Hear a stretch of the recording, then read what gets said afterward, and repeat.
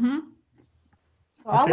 I'll let Duane's wonderful cover of our master plan sit while I give you a quick introduction to the process. So as you may know, the Kubota Garden Foundation has been partnering with the City of Seattle to support Kubota Garden for over 30 years now, since the city purchased the garden in 1987. And the garden's been there since 1927. And so obviously, the city is the second owner of the property. And the city, right after they did the purchase of the garden, there was an oversight committee. Many of the people that were at the Rainier Beach Community Club actually were pretty vocal and pretty active, and a number of us put together the foundation. And the foundation actually participated in the first master plan that the city did back in 1990. But a lot of things had happened over the years since 1990.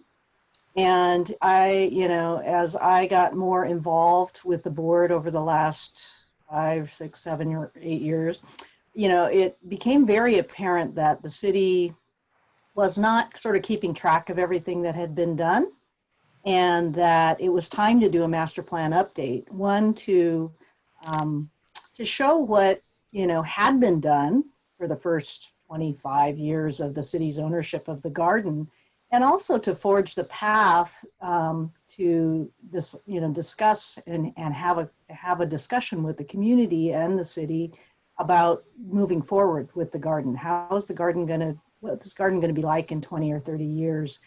So it took a bit of time to get the city on board with the fact that they had other priorities, they've never had enough money, all these different things, and they became a parks district, as you probably know, through the election process. And a number of years ago, so it's been about 7 years since they became a metropolitan parks district. And with the parks district, additional funding came available.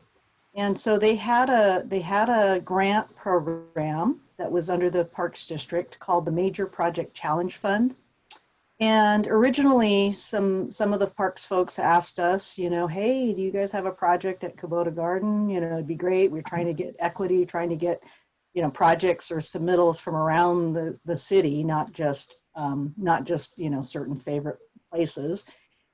And so we said, well, it's kind of too early to do visitor center. We really would like to, but we need to update our master plan. And, they were looking for larger projects around $2 million.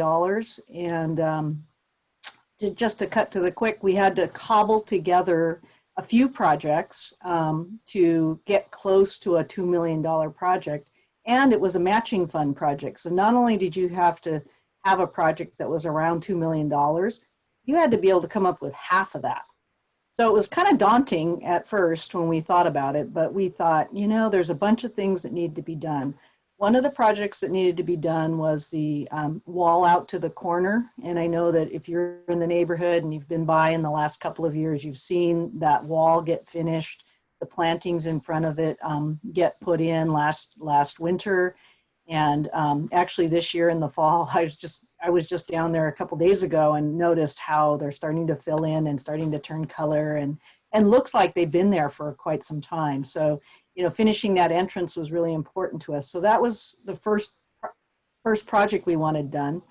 The second thing that needed to be done was this master plan and the master plan update, because 1990 was way too long ago. And even though we kind of followed some of that plan, the city really didn't even know what they had at that time. And then the third phase was to actually study and look at the parking lot expansion, because we know that the parking lot is well undersized for what's there now and needs improvement. And so with those three projects in mind, we submitted for a grant and, just thought we'd take our shot and see what happened. It was the first grant series that the Parks District was entertaining. And lo and behold, in late 2016, we got an email that said, you've been awarded your project. And we were like, Wow, that was the biggest grant we'd ever been awarded. It's a matching grant, but the total projects is 1.885 million.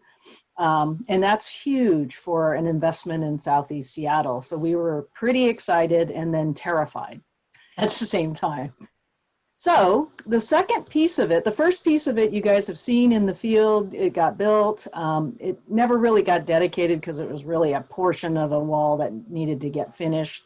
But the second piece, the city actually paid for the wall to be constructed. And then so since this is a matching grant, we said, the foundation said, we will pay for the master plan to be funded.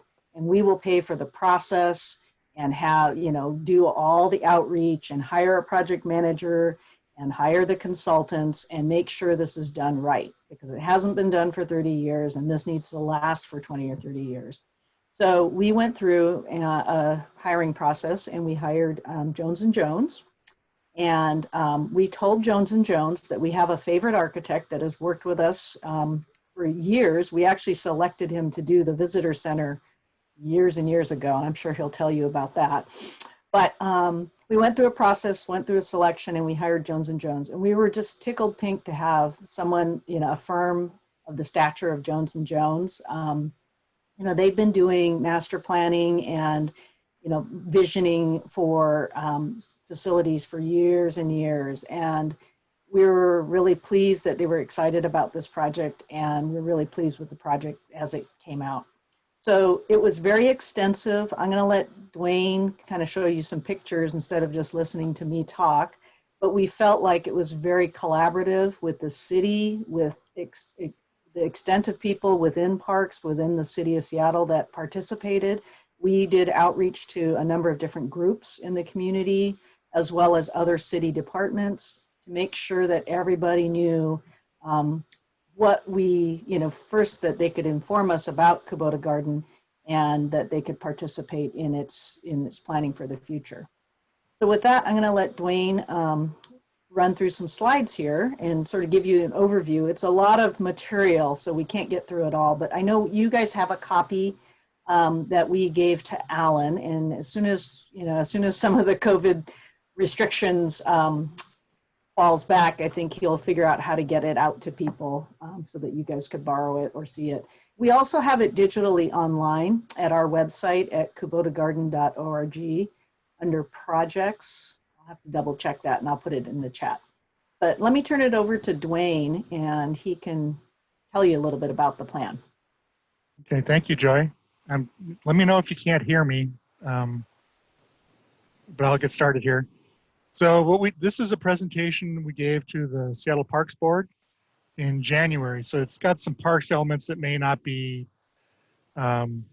as interesting to you but we'll get started. So, hello.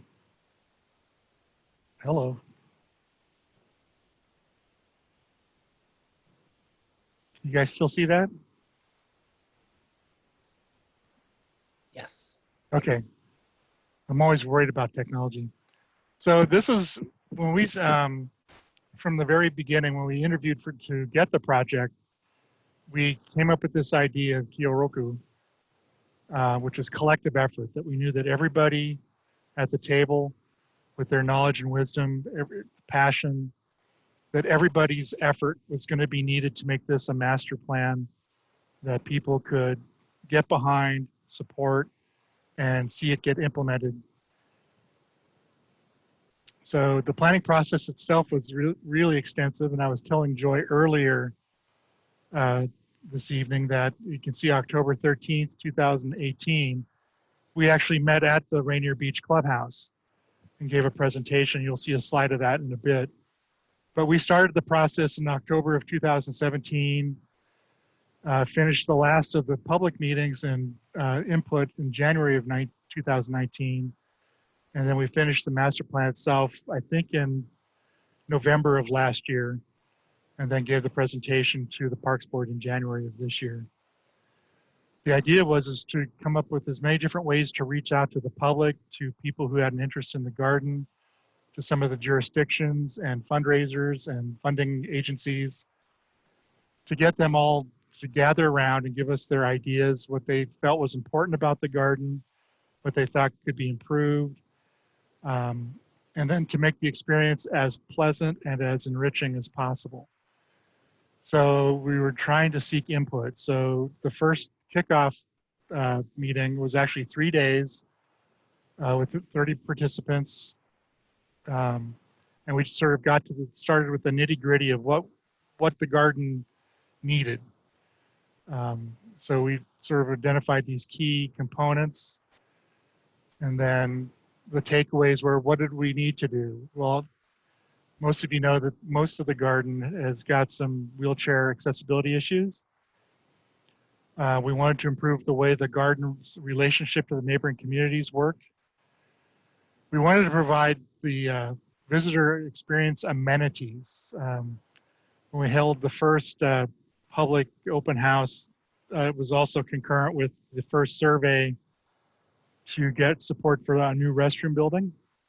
If you've been to the garden, you know that the 2 Santa cans, especially in the summer, are not a pleasant visitor amenity. The other big issue is security, primarily the number of break-ins that happen in the parking lot. Trying to tie in the natural areas as a component and counterpoint to the formal garden areas. And then garden preservation, not losing the trying to think of the right word, the work that Mr. Fujitaro Kubota had put into the garden. It's not a traditional Japanese garden, it's his Japanese garden. And it basically, we wanted to make sure that we did not lose the quirkiness, the thought that he'd put into that space. And it serves as a counterpoint to a traditionally designed Japanese garden that's at the Arboretum. So we also know that this garden is in the most ethnically and economically diverse zip code in Seattle. And that was evident at the open houses. We held one at Father's Day, and had a busload of Sikh family members of, I think, about 40 show up in full regalia. And it was just an amazing, colorful thing to see. It was just that important for them to come and see the garden with their family. And then we had project steering committees that were internalized to the foundation and to parks. We did a couple, one public meeting, and then we had a online survey that ran for 6 weeks that Seattle Parks ran. And all this is covered in the site analysis piece of the master plan. So based on all that information, we started to form an in-depth understanding of what the needs and potential of the Kubota Garden was. And those are discussed in coming up. So the garden's mission is to respect, curate, and grow Kubota Gardens for the benefit of our local and global communities. So as part of that, we actually did a pretty in-depth analysis of each of those bolded words and terms and phrases to develop what we thought would be the guiding principles that would help us in determining what the master plan would be. So in terms of respect, it's the history, it's the Kubota family history, it's the garden's history, both when the Kubotas were there, during the internment, when they returned, and now in parks ownership. And it also reflects on the immigrant experience overall in Seattle. To be able to curate this, we needed to create a visitor experience that creates a real sense of arrival. We want to respect the fact that we need to have security both within the parking lot and within the garden. We know that a lot of the visitor experience is dependent on well-maintained garden spaces and the natural areas. One of the comments we got a lot during the open house and the survey was a lot of people, they get lost. A lot of them like that feeling, some don't. So we were trying to figure out a way of creating very subtle ways of helping people find their way out of the garden. We want to be able to tell compelling stories about the Kubota family and the garden and the immigrant experience through interpretation and takeaway messages.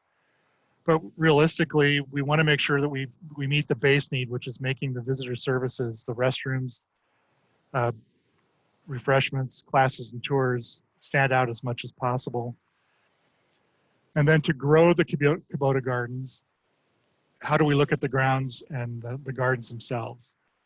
what would be the collections management plan? What are the maintenance standards? How do we address the water quality issues in the ponds in Mapes Creek? How do we identify the historic gardens for restoration and future maintenance? Identify areas for potential new garden spaces that would be complementary to the core garden and to the visitor experience and would contribute to the habitat potential of the natural areas. And then facility security, again, that's an issue that kept coming up. So in delving down into the survey results, what were the real needs that we identified? Circulation, clear path hierarchy, creating accessible trails that meet ADA standards, and then creating some loop trails that bring you in a one-way direction from the entry through the garden and back without having to backtrack. Again, security in the parking and the perimeter fence, services, interpretation, garden quality, and then event needs. That right now, most of the events happen up at the Terrace Overlook, where there are other areas that could be used as well. So the existing garden plan, this is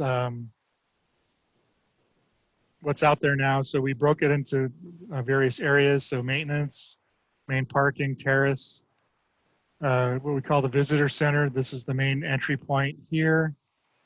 The spring pond and the stream, the central lawn, stone garden, maple woods, Japanese garden, stroll garden, the north gardens, which is where the Farrah Forest remnant nursery is at, necklace of ponds, the mountainside, the west garden, and then the two natural areas that Mapes Creek runs through, both north and south. So that's the existing overall plan.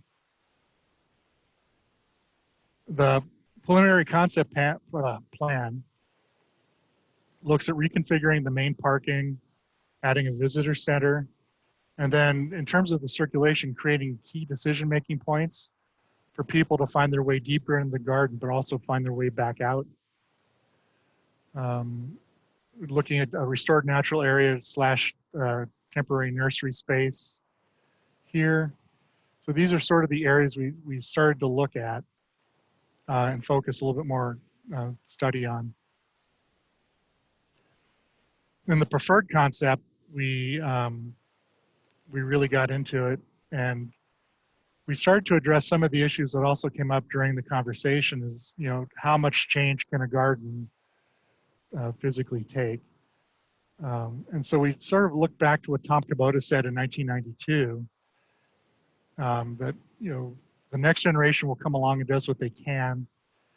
There's more to do, and if we strive for it, we'll get it done. And then his son, Alan, said 2 years ago, the garden's ready to go to the next level and start to consider what's most visually appealing as opposed to keeping people on the narrow path. So what we look at focusing on is in the core garden space, the historic gardens that Mr. Fujitaro Kubota worked on, is an idea of restoring those back to a point in time when he was still alive and still had input in how they looked. So that's that piece of the garden. One of the other things we're looking at is in terms of making the circulation ADA accessible is to take the service road, this piece in particular is very steep, is to actually just make it a service road and limit public access to that point. Let's see, what am I forgetting here? So the new visitor center, new configured parking, which has a one-way in and out. And what we're also trying to do is make it as visible as possible from the main entryway. Am I forgetting anything, Joy? We have a temporary nursery space for restoration of the natural areas here. And then some of the other things we talked about also was stormwater. So looking at various stormwater treatment strategies, which will be starting shortly. And then we might also find a way as we make these changes is to evaluate how these wayfinding improvements are being made with the public to make sure that we're meeting the goals of a great visitor experience. So to give you an idea, so in this historic piece, The Necklace of Ponds, we had a number of photographs. This was the last major garden that Fujitaro had constructed. We also found out through studying the archival photos that this was actually the first Japanese garden that was built. The ponds were built in 1930, and then the mountainside was built in the early 60s. So one of the things that's happened over time is that the English Portuguese laurels have taken over. And so what should have been open viewpoints from the lower parts of the garden into the mountainside are lost. And so we really want to start thinning and pruning the shrubs. We want to open apart the views of the Hart Bridge looking south. That was a major viewpoint. And then trying to get more, there was a lot more viewing this direction in the 60s and 70s than is occurring now. And we also want to add a siltation settling device right about here that'll help capture the siltation that's coming down Mapes Creek and to make these ponds a little clearer. But if you've been out there, you know that there's 2 to 3 feet of silt that accumulate every couple of years. We were fortunate, a student at the UW had made his master's thesis about Kubota Garden. Had taken a bunch of pictures in 1975, which was only a couple years after Mr. Kubota had passed away. So we had a really good understanding visually of what these gardens looked like at the time he passed away. And so what we're really looking at is reestablishing the garden back to as close to its 1973 condition as feasible, while also addressing accessibility issues. There are stepping stones that can be made flush to the gravel paving. There was some key views to a weeping willow and a stone lantern that occurred from around the garden. And then the other thing we've talked about, there's currently a pathway that comes in from behind the garden, which disrupts the view of people down here. That was never intended, that connection was never intended in his lifetime. And so we want to restore that or remove that connection. So as you're in the lower part of the garden looking up the hill, you see the forest backdrop, not people coming down a path. And then probably the most controversial, I'm not sure what will happen with it, but the weeping willow had been there from 1936 when the garden was first built up until the mid 70s. And I think it had been replaced at least twice, maybe 3 times. It was a key element that when you were standing at this end of the garden, it provided a reflection in the pond. And so that's one of the things we look at as these restorations happen, is to go back to the original photographs to see what Fujitaro's design intent was, so that we were able to maintain that. This is what the mountainside looked like in 1973 when it was first constructed. It was really, it was one of these interesting gardens that it took us a while to figure out what he was doing. You can see the waterfalls, which are coming down the hillside. These are currently not visible from the garden because the laurels have grown up in the Doug firs. What we realize is when you look at the garden, he designed this, when you look at the trees up above and where his chairs are at. So his chairs are sitting right down here. He was playing with light in a way that we've never seen before, I think, in a Japanese garden. In the sun, in the fall, sunsets hit and everything lights up. And it's something that's not happening now. So one of the recommendations we're talking about is thinning this gap to be able to bring back this idea of these sort of fireworks of color of vegetation that happen on the hillside. This was also originally in the very back part of the nursery for the business. And so one of the other things we're looking at is how we can get this little space down here, how we can get that to work without impacting visually the mountainside. But you can see, working from the historic photographs, just how, I mean, I was born in 1962, so this would, this was 57 years ago. So this idea that he was playing with light constantly in the garden and the mountainside relatively remained the same through the early 70s. And then the visitor experience, of course, starts at the entry. And one of the ideas we brought up was to actually extend the garden down Renton Avenue on the outside of the fence and the wall. So that as you make this turn, you've already started to experience the garden in your vehicle. You come into the current entry point, and then we reconfigure the parking to allow for sort of this three-way system that brings you in and out.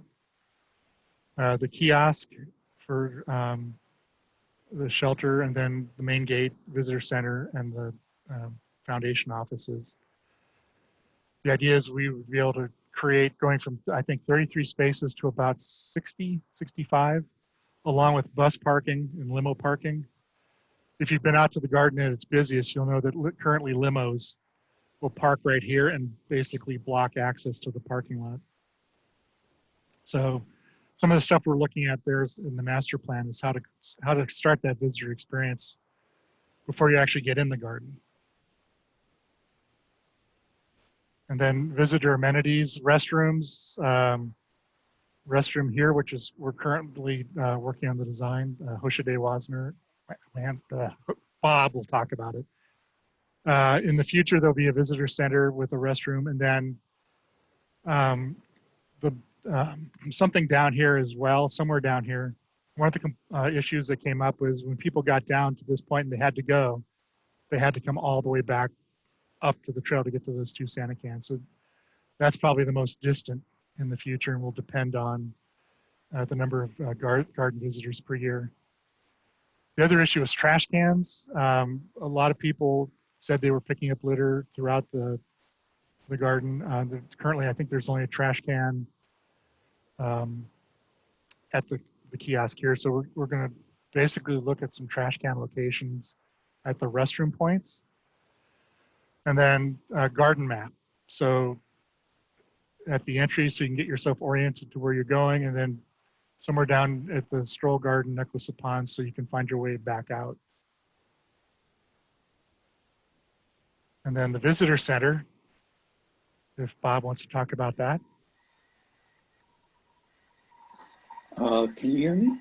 Okay. Yes. Hey, Bob. Hi. Started, as Joy mentioned, we started to work on this visitor center at Kubota Garden.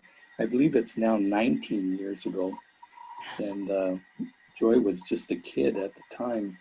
But I remember we did a very first conceptual plan of an idea way back then.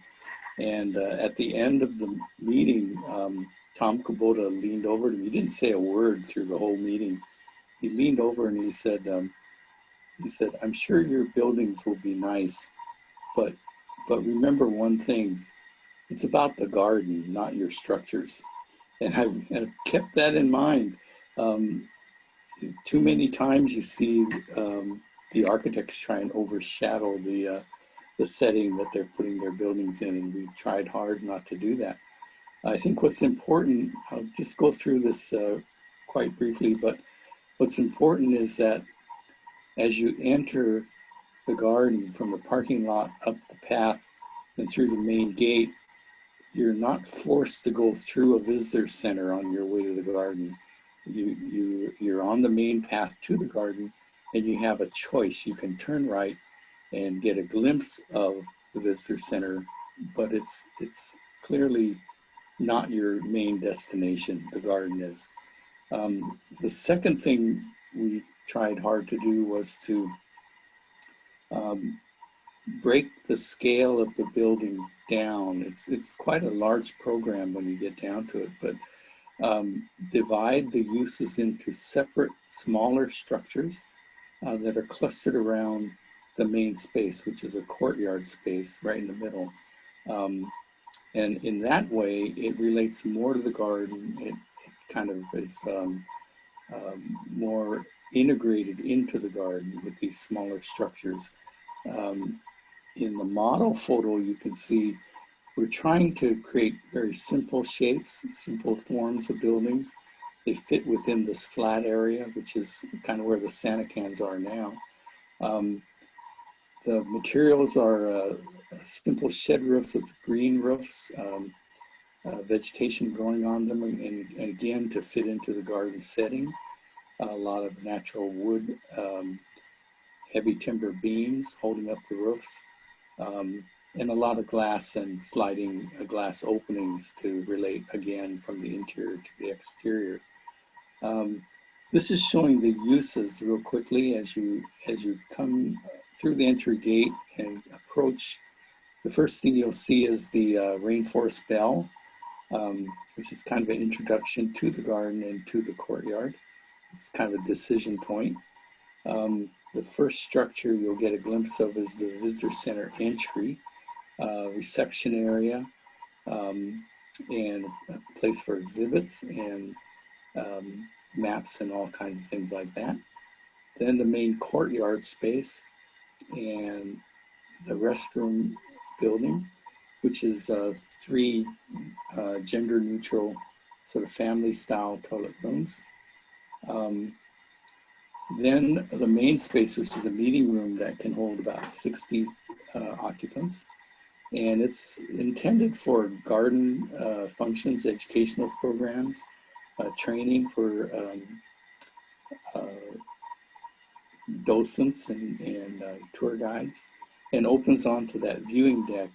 Both the courtyard and the viewing deck get nice sort of views through the trees down into the lower garden. So it's kind of a nice orientation area as well. Behind that is a bunch of service areas, a kitchen, mechanical storage spaces, and then the foundation offices. That whole back area is accessed through the existing service gate off the main drive. That's sort of the overall character of the visitor center. We want to go back to Joy. Yeah, do you want me to cover this one, Joy? I mean, it was... Sure. Yeah, why don't you wrap up on that? This was probably of most interest to the Parks Board, because one of the things that Don Brooks, who had been the head gardener at Kubota for almost 30 years, it was he and 2 other full-time gardeners and some help from landscape crews taking on a 20-acre site. And so one of the things that we sort of talked about was, is that normal? Because it didn't seem to be normal. I mean, Don was a superhero when it came to maintaining the garden. So we thought, well, let's look at some of the pure Japanese gardens on the West Coast. And so we know at the Portland Japanese Garden, their visitation, it's probably closer to 500,000 now. They have a fee, but they had 11 full-time gardeners for 12 acres. So basically almost a gardener per acre. The Seattle Japanese Garden, is still there. But what was interesting was all these gardens, basically with the exception of Hakone, which is in Saratoga, it's an old estate garden. Basically, Kubota has still 3 full-time gardeners on 20 acres. So there's only there's only a full-time gardener for every 0.15 acres. And so one of the big recommendations in the master plan was to beef that up. I mean, realistically, we said that they should have 5 gardeners immediately. And then as the renovations and new gardens and new structures and everything goes in, is that staff needs to be hired at the same time, so that if the master plan is fully developed, the garden should have at a minimum almost 10 full-time gardeners to get it to the level that Don's been able to keep it at with him and his 2 garden staff. So what we talk about then is, how do we do that? And it's got to be a commitment from Seattle Parks to be able to make that happen. And so the Parks Board is, I think, really interested in this because they recognize that the quality of the garden is dependent on the number of gardeners that take care of the garden. So yeah, I think that's it. But it was a surprise, I think, to everybody involved in the master plan, because nobody, I think, had approached it in this way before, looking at peer institutions. So, hey, thank you. So we've only gone through about 12 pages, 16 pages, Okay, let something me like go. that of a larger document. I went ahead and put the link to the master plan, which is on our website. For any of you that are interested, or if you know of somebody that's interested in seeing it and doesn't mind reading it in a PDF, it's quite an extensive document.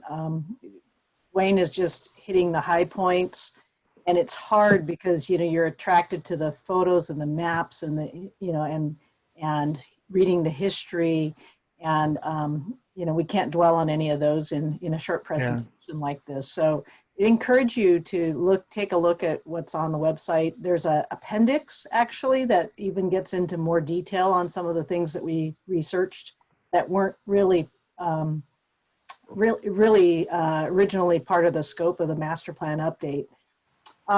One thing that I wanted to share, and I wanted to make sure there was time for questions, but the thing about doing a master plan, from anybody that's been in the design or construction professions understands, master plan is just kind of taking all this information, chewing it up, and then kind of coming up with some hopefully profound statements about what it is we want to do. And it's been a great process because not only did we not know everything about the history of the garden, there were a lot of things that came out of the woodwork in that process. And then going forward, as we started talking to people and doing surveys and things, we found more interest in things that were unexpected to us. I mean, everybody knew that we needed restrooms, but who really thought about trash cans? I mean, those are just kinds of things that we take for granted sometimes, or that some of us don't look at and other people do notice. So it was great that we had such a great process. And then now that we have this document, as Duane said, there's a lot that it puts a big onus on the Seattle Parks Department.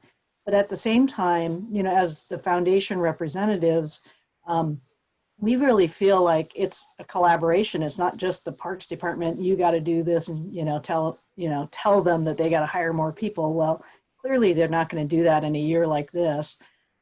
So, we decided that when we did this master plan, one of the things that I've been quoted saying is that this master plan update is not going to sit on the shelf. A lot of times these planning documents are done and everybody gets together and gets excited about something, and then it gets buttoned up and, we make some presentations and then it goes onto people's shelves. And we decided that that wasn't going to be the case. So as you probably know, living in the neighborhood, and if you haven't heard, well, then you're hearing it here first.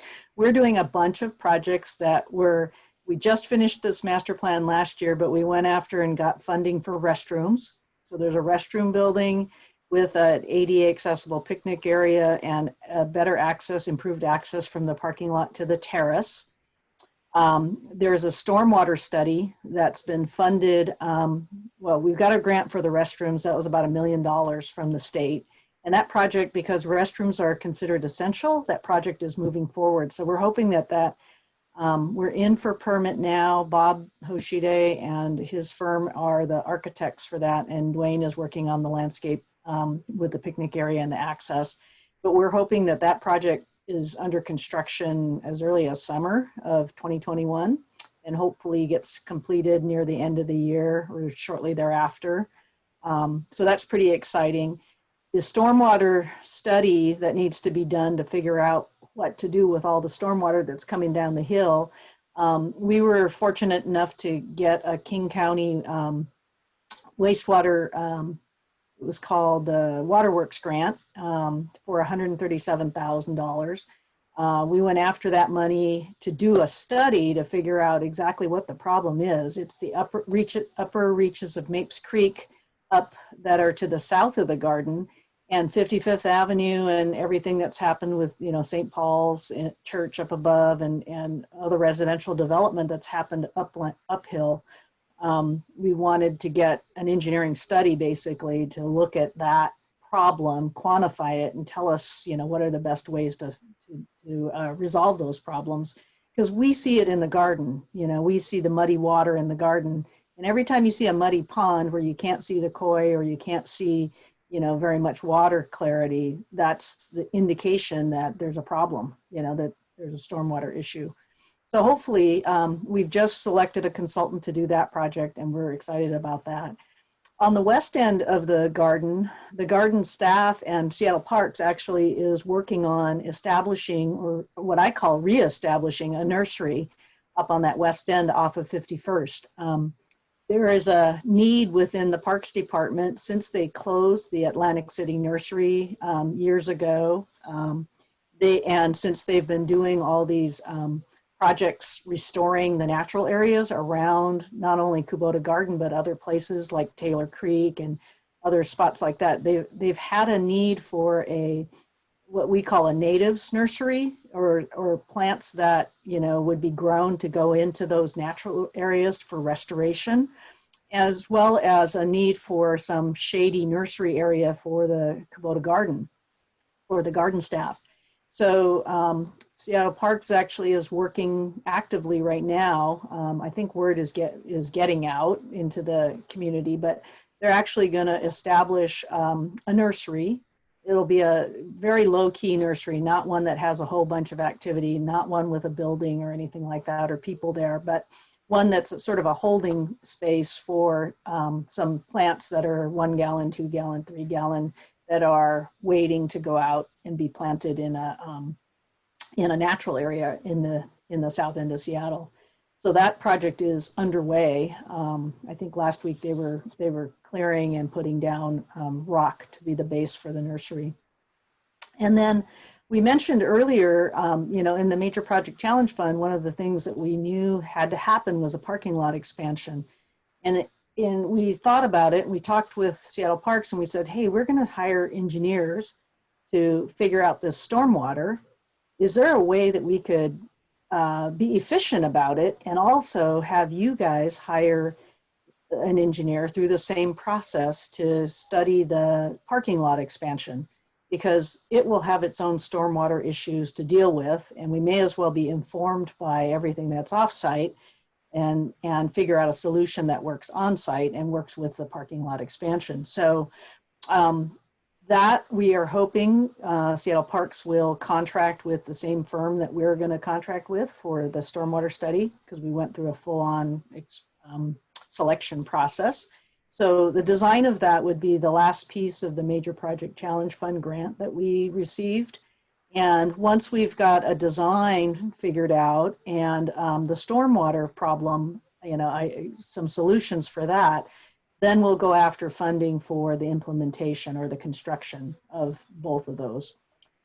And then last but not least, this master plan was really the stepping stone to formalizing an operating plan and a commitment with Seattle Parks and the Kubota Garden Foundation. So we wanted to get the master plan done so that we would all be on the same page about what the garden will be or could be or wants to be, and how to maintain and sustain the garden for the future. And so now that everybody's blessed and agreed with the master plan, the next step is to do an operating study. So we've just recently received a grant for a portion of the operating study to be funded, and the city is on board with helping us, get all the data together about what it costs to operate the garden currently with its 3 gardeners. And through the consultant, this consultant had worked on the Seattle Japanese garden a number of years ago, and has some very good strategies about how to identify what is there and to come up with alternative options as to, identifying what needs to be done and then how to get there. So we're pretty excited about all these things that, it's kind of like all this pent up energy that we had before the master plan, and the master plan has allowed us to get it on paper and start to talk to people about it and start to come up with a plan of how do we make this happen. So I know a lot of people are concerned about specific things, about, like when is the visitor center going to be there, or how long till we have to pay admission, or how is this going to all happen, and I think a lot of those things, we're going to have those conversations. But I think incrementally, we're learning a lot, both through the master plan as well as through our surveys, through our gate counter. Last year we had 106,000 people come to the garden, and a lot of us that lived in the neighborhood are kind of like, oh, do they really have to come to the garden? But at the same time, in a year like this, where with the pandemic and where people can't get out and are staying at home, the garden has been a respite for people. And it's been incredible, through September, we had 77,000, almost 78,000 people through the garden that have visited the garden from January through September.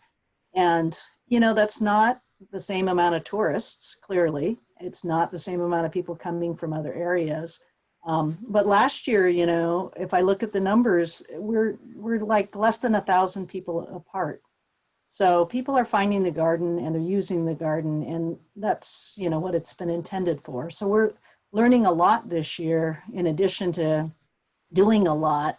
And we're hoping that, this sort of paves the path for the future. So sorry to run long. I don't know how long you guys normally run, but if you've got questions, we're happy to answer questions. There's a lot more images and maps and narrative in the master plan itself. So I encourage you, if you're interested, to take a look at that. And a general history of Fujitaro, Kubota, and Japanese garden design, and a lot of archival images as well. And I should mention, the garden, one of the priorities for the gardeners, besides the West Nursery, was to restore the Japanese garden. So we are in the very exploratory stages of determining how to do that, because we're not Japanese garden restoration experts, but we do know some. So we've had a couple of meetings at the Japanese garden, which is one of the older gardens that Fujitaro built. And we're learning a lot by just uncovering, cleaning it up, talking to people about, what the elements are of that garden, and people that could recognize them, not just people like me who just notice there's a lantern and a bridge or a pond. But there's people that understand, like, entrance sequence and how some of those elements are supposed to be used in the Japanese garden. Joy, I had a question, Kathy. Sure. It was several years ago, I guess now, when you had the concert. I thought it was delightful. Is there any thought to just have a series of concerts or theatrical presentations in the garden during this normal summer? We haven't run out of ideas for events. What we've run out of, well, this year, we were not allowed to have any. so that was kind of abrupt. We were going to add some this year.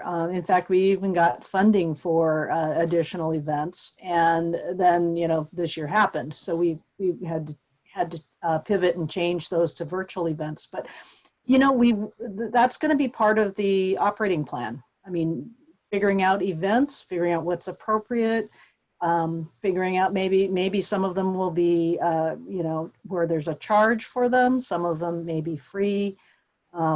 There's a lot of ideas about doing it, and a lot of folks that are interested in performing or providing, that type of a service. I mean, doing that concert it was 2 years ago, I guess, or was it last year? Anyways, when we did that concert, that jazz concert, part of the reason it was so sort of not very widely announced was we thought that was a way to do it for the local neighborhood. And people came out, and yet people, some people from Bellevue and other places found out about it. But, we want to make sure that there's always some of that aspect, where it's, even though it's a regional facility, it's still a neighborhood park. So I think that, figuring out what that mix is and how to make the garden sustainable and how to maintain it properly and all of that. I mean, I think the programming is a big part of that. Thank you. Joe, we had a question in the chat. Someone is asking how to get involved and what is your next Zoom? So are there other scheduled meetings or anything that people can be involved Right now, there's not, but like I said, we've got a handful of projects that are underway, and they're kind of in their design, permitting, contracting phases. But like the stormwater study will kick off pretty soon. They're going to do a lot of, they'll be doing a lot of field work, and then there'll be a bunch of meetings to talk about, what they find and what solutions are. Same with the parking lot expansion. There will be opportunities for people to come talk to us about it.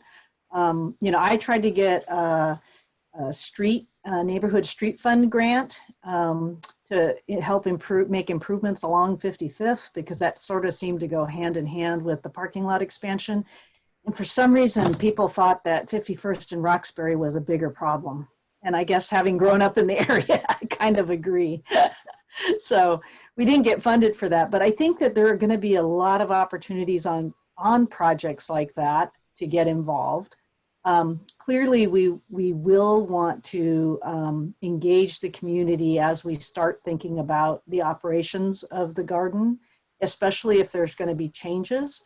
I was asked the other day, is the foundation going to take over the garden? And it's kind of a funny question, because I think absolutely not. We don't have the capacity to do that. But on the flip side of that, if the city is not going to be able to fund more than 3 gardeners, maybe a 4th gardener for the next 10 or 15 or 20 years, then the foundation definitely has to figure out our role in helping them maintain the garden. As Duane said, when we looked at the comps, it was almost embarrassing to see that the city of Seattle, just could not prioritize the garden maintenance in and amongst everything else that they're doing. And, I understand they've got 400 parks to deal with. And, even in our day-to-day discussions about, bringing volunteers back to the garden or bringing programs and events back to the garden, they're trying to solve for the whole of, community centers, parks, boulevards, boat ramps, all that. But I'm focused on Kubota Garden, and the foundation is focused on Kubota Garden. So we're going to help them figure out how to not defer the maintenance and not defer those, the importance of the garden.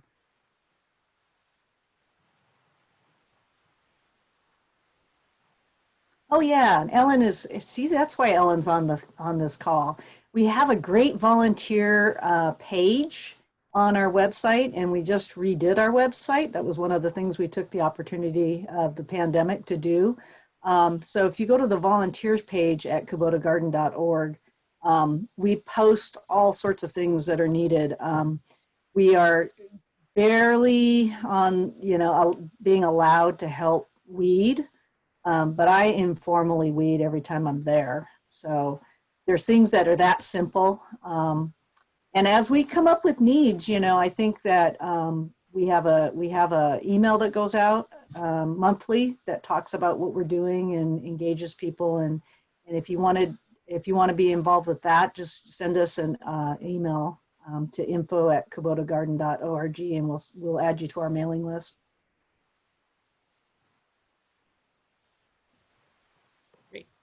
Anyone else has questions, feel free to I agree with that comment there in the chat about the creek. And I can't see who made that comment, but that is Jose Brodo. Oh, it's Jose. Hi, Jose. So SPU is involved. When we went and got the grant for the stormwater study, I said, in order to get the work funded, once we come up with a solution, we've got to have engineering department, or what are they called now, SDOT, the Seattle Transportation Department, SPU, King County, wastewater, all these people, Green Seattle Partnership, they all need to be involved. So what we did was we decided to form an advisory committee, and we pulled from those people and said, you need to participate in our selection process. And that was all my thinking about how are we going to fund the solution. Not that I wanted them involved with the figuring out the solution, but it's great to have them on board because we get a whole bunch of green water infrastructure expertise coming from SPU. We get a whole bunch of the biologists that understand, how this ties, how Mapes Creek is very much like Taylor Creek to the east, and how the headlands are up in the same area and how it all ends up in Lake Washington. So, I mean, it all makes sense, right? So we have engaged a couple different people from SPU, and they're on our advisory group. But hopefully that means we're all on the same page when we propose solutions. And hopefully they come up with funding for us.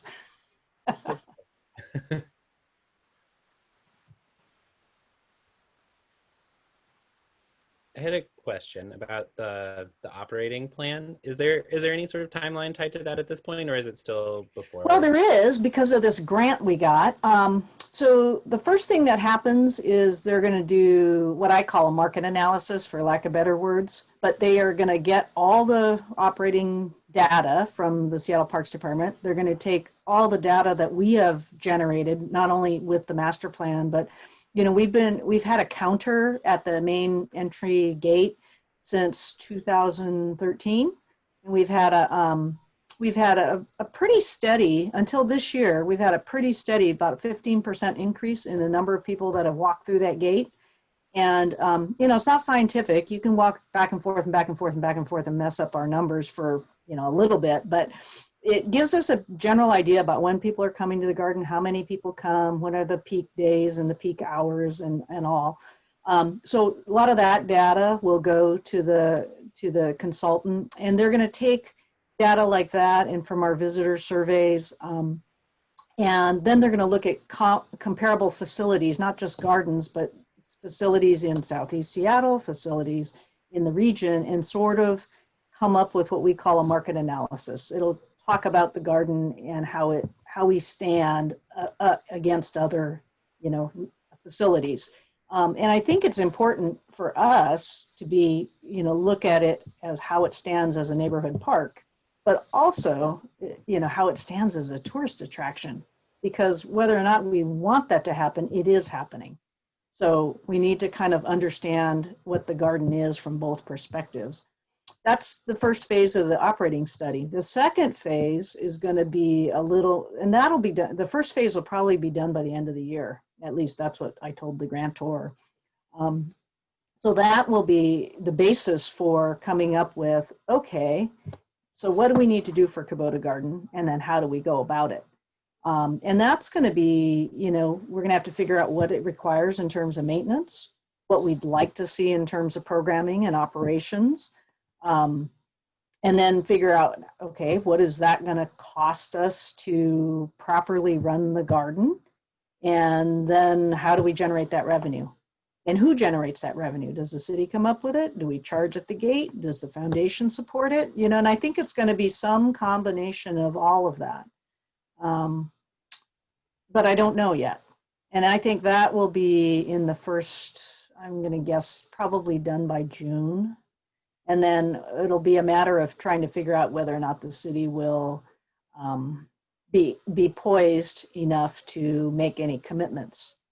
I'm absolutely positive they won't say, oh, sure, we'll add 5 gardeners, over the course of the next 5 years.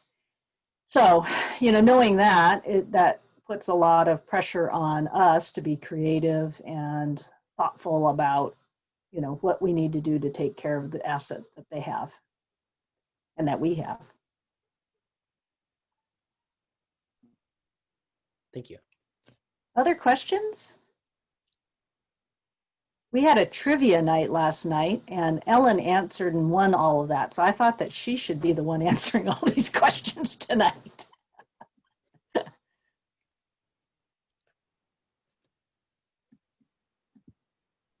I have a quick question. Sure. How'd you get your very cool background? Oh, that's, if you go, in Zoom, I'm a person that actually has to Zoom a lot for my real work. But if you go to the video little symbol next to the mute button, there's a Yep, little carrot that goes up. yep. And if you click on that, there's a menu that comes out, and there's one that says choose virtual background.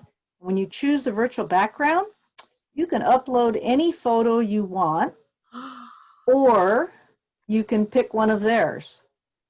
And I've seen some really creative stuff done by other people. I just try to put Kubota Garden up when it's a Kubota Garden meeting, so you don't have to Yeah. see my messy office. So do you have to do it while you're in a Zoom meeting or? No, you can just be in Zoom. You can just click Zoom and do it while you're on your own, and just start a new meeting and just do it by yourself and look and see how it Cool. looks. Thank you. Yeah.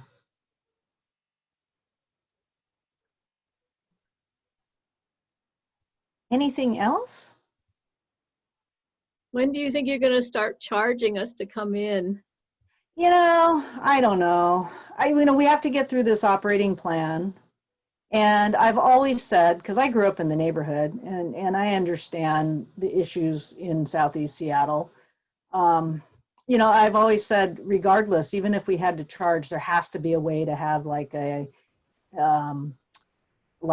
neighborhood, annual pass, where you only pay $12 for all year or something, $1 a month or something. Or figure out a way that we can always have access, because there's going to be people that can't afford to come and pay. Yeah. But at the same time, there are tons of people that come and should pay. I mean, when we did our visitor surveys, part of the reason we started the visitor surveys, because we got all these numbers and we figured out who was coming to the garden, how many people were coming to the garden. And then we were like, oh, well, that must be half from the neighborhood and half from, most of them from the greater Seattle area and then a few from out of town. Well, no, that's not the case. There's quite a few people that are on their way to the airport or heard about the garden, or this year it's been a lot of relatives of people. People aren't traveling very far, so they're trying to find outdoor adventures, and they're coming from all sorts of other parts of the city or outside the city. And I'm like, well, we should charge them. Yeah.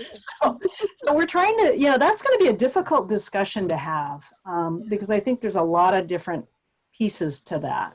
But I fully believe that it needs to be a discussion, not only with local neighborhood people, but also informed by other sort of tourist attraction kind of places, like the Seattle Japanese Garden, where they actually do charge people to come, and they're only open 9 months of the year. But, there's something to be said. I mean, I've always said, like, the years that we got, the first year we put the counter up, we thought, oh, the garden staff told us, oh, we have 40 to 45,000 people coming, every year. I go, oh, how do you know that? And they said, well, you guys have that brochure, that map, that self-guided tour, and we figure one for every 4 people. And I'm like, oh, that's scientific. And it wasn't, but it was better than 0 number. So the first year we put the counter in, we had 56,000 people. Wow. So that told us that their number wasn't that far off. But we also had a lot of other ways to get into the garden, which was just frustrating as heck for the garden staff, because they're like, people come in through here and they traipse through there and they shouldn't come, and the Seattle police told us, you really should have one way in and one way out. And that way people don't, try to run into the garden, for illicit reasons. And so, we learned a lot about stuff. And so that first year we had, 56,000. The second year we had 62,000. And then the number just kept getting bigger and bigger and bigger.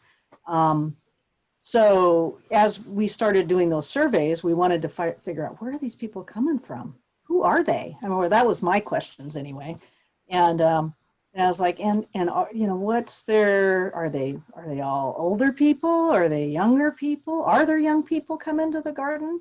So that's why we did the visitor surveys every quarter, and some of you have helped with those, and it's been wonderful. This weekend, we're going to do one digitally. So if you go and visit the garden, please fill one out. All you have to do is scan the QR code or type in the address to the Google form. And we're wanting to collect data during the COVID restrictions just to understand what's happening this year. So we did it once this summer. And we got a little bit of response. Normally we'd get 200 or 300 respondents, and in this month we'd probably get, double that. But we're hoping that we will get people to fill out the visitor survey so that we can see the difference between the years prior and then this year.